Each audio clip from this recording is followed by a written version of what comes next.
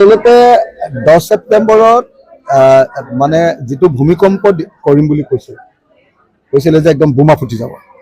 বোমাটো নুফুটিলে হিমন্ত বিশ্ব শৰ্মাৰ বোমা এবাৰ পানীত পৰিলে। হিমন্ত বিশ্ব শৰ্মা যে ইমান মিছলীয়া মানুহ, তেওঁ যে গৌৰৱ গগৈক এনে চক্ৰান্ত কৰিহে বচাব কৰিছে। গৌৰৱ গগৈৰ বিৰুদ্ধে যে তেওঁ পাকিস্তানৰ লিংকৰ কোনো প্ৰমাণ নাই, 10 ছেপ্টেম্বৰতে প্ৰমাণ কৰি দিলে।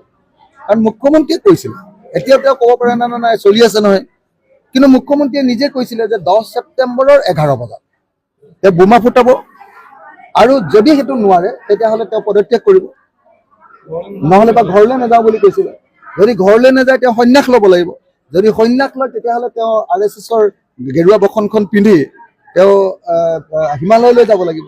মই সেইকাৰণে ভাবোঁ যে আপোনালোকৰ তিতাবৰৰ প্ৰতিনিধি, আপোনালোকৰ তিতাবৰৰ সন্তান গৌৰৱ গগৈৰ বিৰুদ্ধে আপোনাৰ হিমন্ত বিশ্ব শৰ্মাই ষড়যন্ত্ৰ কৰিছিলে, কিন্তু সেই ষড়যন্ত্ৰত এতিয়ালৈকে জিকিব পৰা নাই। আপোনালোকৰ তিতাবৰৰ গৌৰৱ গগৈৰ পক্ষত আমি আছোঁ, আমি হিমন্ত বিশ্ব শৰ্মাৰ পক্ষত নাই।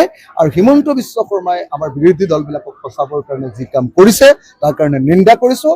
আৰু হিমন্ত বিশ্ব শৰ্মাক এই কাম তেওঁ যে কৈছিলে যে এইটো হ'ব বুলি নোহোৱাৰ কাৰণে তেওঁক পদত্যাগ কৰিবলৈ, আৰু তেওঁক এই লং পেণ্ট চাৰ্ট বাদ দি তেওঁক গেৰুৱা বসন পিন্ধি তেওঁক হিমালয়লৈ তপস্যা কৰিবলৈ আৰু মুখ্যমন্ত্ৰীৰ পদ ত্যাগ কৰিবলৈ মই আহ্বান জনাইছোঁ। আচলতে 10 ছেপ্টেম্বৰত মানে যিটো ভূমিকম্প কৰিম বুলি কৈছিলে যে একদম বোমা ফুটি যাব। বোমাটো নুফুটিলে হিমন্ত বিশ্ব শৰ্মাৰ বোমা এবাৰ পানীত পৰিলে।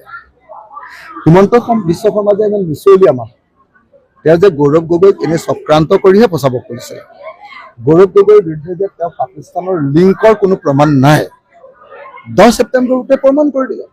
কাৰণ মুখ্যমন্ত্ৰীয়ে কৈছিলে, এতিয়া তেওঁ ক'ব পাৰে না নাই চলি আছে নহয়, কিন্তু মুখ্যমন্ত্ৰীয়ে নিজে কৈছিলে যে 10 ছেপ্টেম্বৰৰ 11 বজাত তেওঁ বোমা ফুটাব, আৰু যদি সেইটো নোৱাৰে তেতিয়াহ'লে তেওঁ পদত্যাগ কৰিব, নহ'লে বা ঘৰলৈ নাযাওঁ বুলি কৈছিলে। যদি ঘৰলৈ নাযায় তেওঁ সন্ন্যাস ল'ব লাগিব। যদি সন্ন্যাস লয় তেতিয়াহ'লে তেওঁ RSSৰ গেৰুৱা বসনখন পিন্ধি তেওঁ হিমালয়লৈ যাব লাগিব। মই সেইকাৰণে ভাবোঁ যে আপোনালোকৰ তিতাবৰৰ প্ৰতিনিধি, আপোনালোকৰ তিতাবৰৰ সন্তান গৌৰৱ গগৈৰ বিৰুদ্ধে আপোনাৰ হিমন্ত বিশ্ব শৰ্মাই ষড়যন্ত্ৰ কৰিছিলে, কিন্তু সেই ষড়যন্ত্ৰত এতিয়ালৈকে জিকিব পৰা নাই। আপোনালোকৰ তিতাবৰৰ গৌৰৱ গগৈৰ পক্ষত আমি আছোঁ, আমি হিমন্ত বিশ্ব শৰ্মাৰ পক্ষত নাই।